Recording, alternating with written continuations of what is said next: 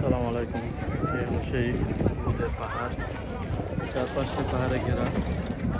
নদীর পাশে এই সেই স্থান যে উহুদের পাহাড়টা যুদ্ধ করেছিল, সাহাবারা যুদ্ধ করেছিল। এই হলো সেই উহুদের পাহাড়। হাজার হাজার মানুষ প্রতিদিন দেখে যায়, বসে থাকে, সাহাবাদের জন্য দোয়া করে। খুবই দর্শনীয় স্থান।